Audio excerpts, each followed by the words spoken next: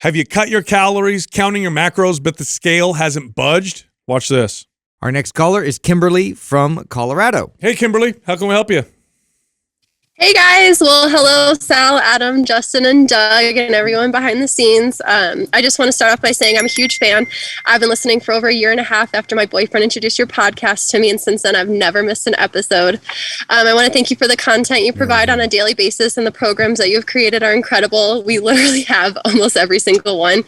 I also love your open discussions in the beginning of the episodes. You guys have me cracking up in the morning on my day to work, and you just put me in a great headspace. Something else I really want to mention is that you guys are a big topic in our household. Whenever my boyfriend and I are discussing like health and fitness, it's often you'll hear us say like, well, Sal says or Adam says. So I just want to thank you for helping me win some discussions. Other than that, I should also thank you for my Viore and Olipop addiction while I'm at it. Yeah. Good stuff. But anyways, I appreciate you taking the time to hear my question, so I'll just jump right in. My question is in regards to macro counting and how important it is to be exact on your macros when tracking.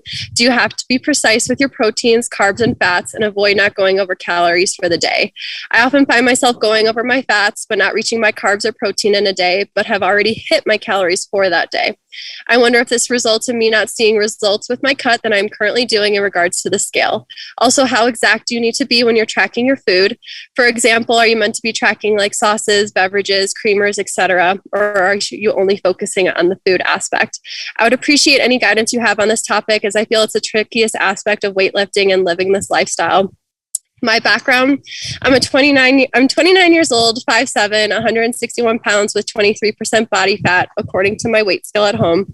I'm currently in a cut and eating around 1,600 calories with my macros set at 160 for protein, 44 fat, 140 for carbs. And I got these numbers from the Mind Pump calculator online. My goal is to lose weight, lower my body fat percentage, and see more defined muscles in my body, especially in my legs. I have been on a cut for almost 2 months with no weight loss. I'm currently in phase 3, week 2 of MAP split. I try to get 12 to 14 steps a day and have started to do some cardio following my lifting sessions 2 to 3 times a week of either the Stairmaster or sprints for 20 minutes to try and see if that will help my weight loss and lower my body fat.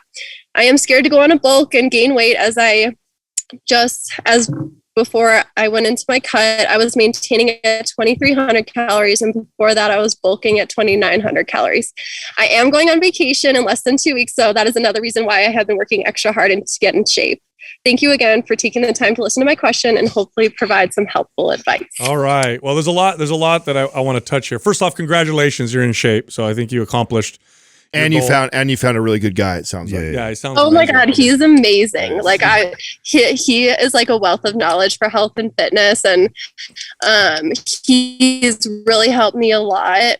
Shout out to Sam, but really helped me a lot, and he introduced me to your podcast, like I said, and then we, for the past year and a half, have just been running strictly MAPS programs. Awesome. All right, so a couple questions here. I'll answer the easy ones. Like when you're tracking, should you count sauces and stuff like, anything that has calories, anything that has macros, if you are tracking, needs to be a part of the equation because it all counts. Okay, it's all going to count. The second part, which is kind of like, I guess the question is kind of like, what's more important, calories or macros? Yeah. Okay, if you're hitting your basic needs with your macros, protein especially protein, but you need a certain amount of protein and fat. They're essential. So if you don't hit those, calories don't matter because you literally aren't going to be able to thrive. So if you hit your essentials and if protein is high, it doesn't make that huge of a difference as long as your calories are the same. In other words, if you're 160 grams of protein, 45 grams of fat, 140 grams of carbs, and you're at, let's say, 40 grams of fat, but your carbs are a little higher, your calories are where they're at, that's not going to make that big of a difference. But if you go under 40 grams of fat and that's below your essential fat intake, I don't care what your calories are, your fat's going to matter now. 44 grams of fat, 1,600 calories, kind of low for someone as active as you are. Now, you're saying the scale isn't moving. That doesn't mean you're not necessarily changing or getting leaner. So are you stronger? Is your performance different? Does your shape feel different? Do you have different energy? Are you doing a body fat test? Because especially someone like yourself at your body weight, in your shape, the scale, I wouldn't even look at the scale. I mean, I could put 5 pounds of muscle on you and you probably like the way you look better, and you'd actually go down in body fat percentage as a result, but the scale will be heavier. See what I'm saying? So how do you feel? How's your strength? How's your performance? Let's talk about that first. Well, I feel great. And my body is definitely changing. Like I take progress photos once a week. And I can definitely see, especially like in my core, my abs are starting to become more defined. And I am seeing those changes. But I think I was just getting a little defeated with the scale because according to the scale, it hasn't changed, which I guess could be a good thing. I was thinking about it, but my body fat percentage also hasn't changed. So I was just seeing some frustration. As far as strength goes, I do track my weight with every workout. So I always try to go up, especially being in week 3 of phase 3 of split. I know it's higher reps, so it's a little bit harder to go up, but I feel great. And I actually just did 95 pounds for 4 sets at 20. So I got to 20 reps. So I'll probably go a little bit higher next week. Okay. So I am seeing the changes. I guess I was just wondering if I'm doing everything right since the scale hasn't gone down. Yeah. Okay. So you look better in the mirror. You're taking progress pictures. You think your core is leaner. You're stronger. It sounds to me like the scale is a total detriment. Yeah, throw it away. Like stop weighing. I mean, look, we could do it. I don't think we haven't released the episode where I just recently, yesterday when I talked about my client? Remember, you were spot on to the conversation that I just had. No, it hasn't been dropped yet. So we're about to drop an episode because we did it yesterday of me talking about my client, who by the way is going on vacation in 2 to 3 weeks, who by the way is also in great shape and looks really good too. And she's been your client for like 7 years. Yeah, she's been with me for like 7 years. I've had to have this conversation over, but she has this number in her head of, when she weighs this certain amount, that's when she's felt the best, looked the best in her life. And I've constantly reminded her, you've been training with me now for such a long time that we've built muscle. So that weight doesn't matter to me anymore, even though it matters to you. And where she's frustrated, she's like, I'm in a diet. I'm following the program, doing what you're telling me. And the scale will stay the same for like 2 weeks. And again, I say, I don't care. I know you care because you want to see that and you feel like because you're in a reduced calories and you're doing all this movement that you should be seeing this movement on the scale. But what I told her, I was like, listen, if you feel better and you're taking progress pics, and I really think like 2 weeks is the most, like it's unfair to even say every week to week when you're at the place where you're at, where you're already in that shape, good a shape. Is I would say every 2 weeks, if you look back at what you looked like 2 weeks ago and you look better today, based off exactly what you're doing right now, I would say stay the course.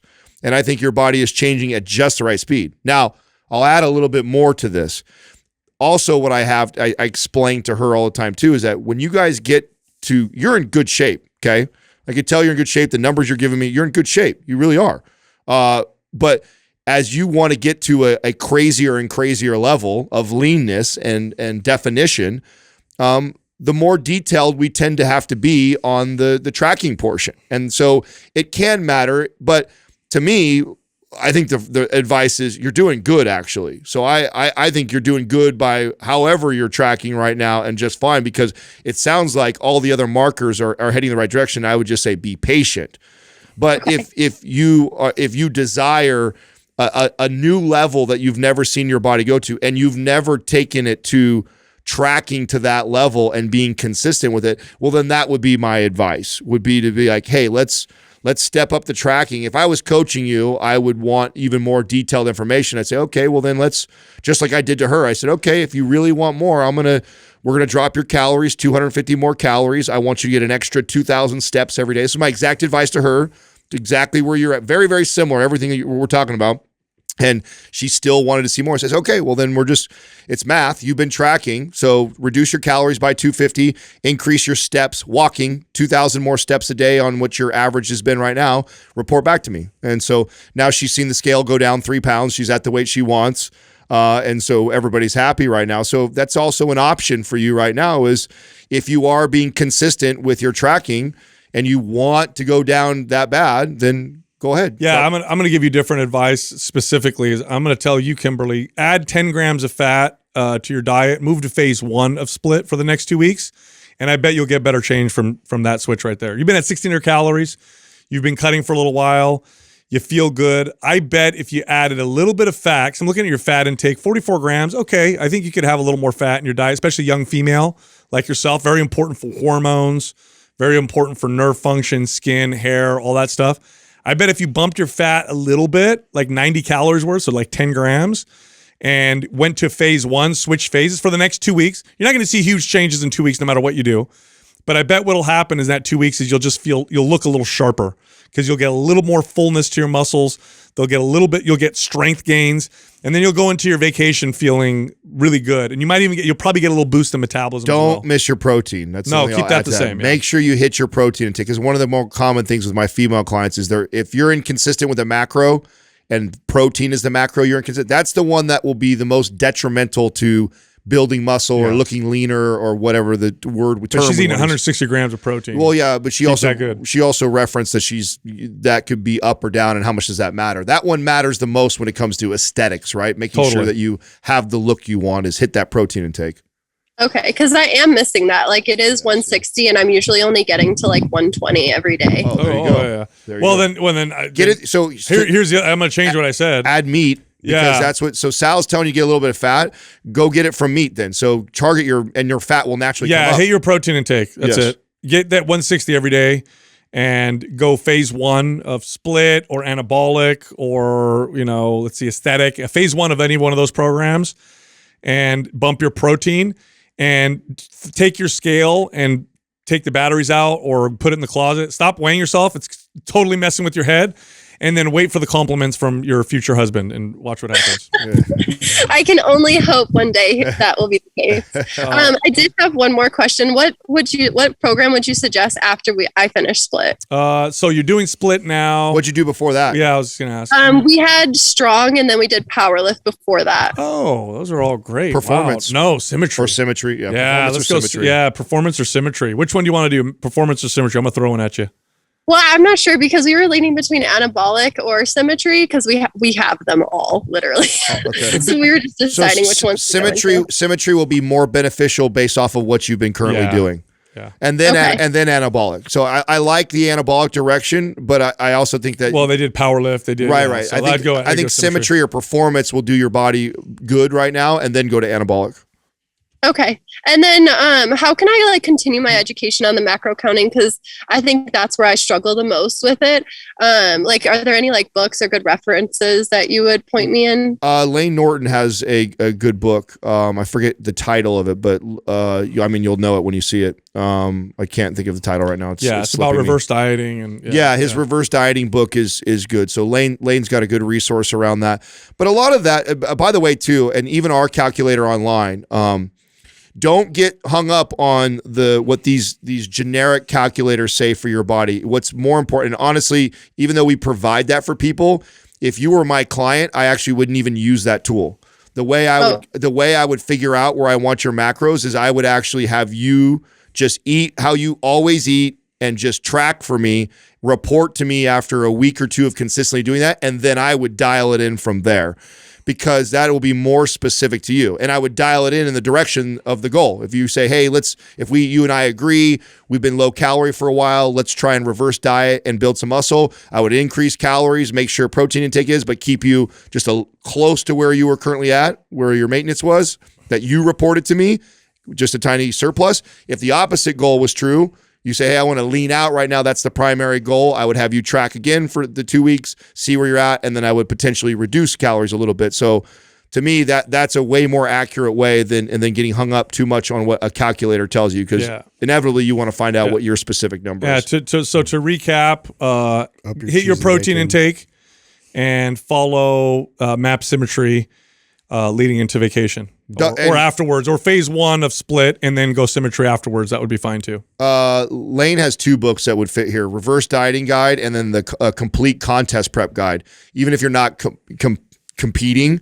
the idea of learning to track macros at that level sounds like that would be appealing to you. Yeah, and have a great vacation. Yeah, where are you guys going? Oh, we're going to Hawaii, so Oahu and Maui. Oh, whoa! When are you're gonna be there? What day you leave there? We're going the 12th to the 25th. Oh wow, we're gonna be there at the same time. I'll be there. I'm there the 3rd. Oh no, you're just gonna miss me. I'm there the 3rd to the 11th, I think. Yeah, look for the purple Speedo, then you'll know what's happening. I'll be looking for sure. All right. All right. Thank you. Thanks for calling in. Thank you so much. I really appreciate it. You got it. Yeah, it's the overthinking thing, doesn't it? That's a Doug just confirmed that conversation is on this episode. Yes. Oh, that'll be great. That'll be perfect. great for her. Yeah. It's literally like she is like literally saying the same stuff that my client is. Who's Isn't getting it funny? Like how many times have you guys heard that? Well, I look better, I feel better, my clothes fit better, There's still no resolve. but the scale says something. Well, it's such a Because the weight. part of why I keep one client and have remained training one client through this entire process of Mind Pump is because it blows my mind that somebody who could be that close to me, have heard me say this 100 times, still needs to hear I the know. message. It's such a reminder to us when we communicate things on this podcast that it doesn't matter that we've said it already 9 times. We've got to say it 10 because it's like people struggle with that so much. I remember I had a still client. human. I had a client once who took a week off because he got a really bad stomach flu. And they came back and they're like, but the good news is I lost 8 pounds. Like, oh my God. Well, how obsessed are we with the scale if that's Yeah, good news, dude. in that case?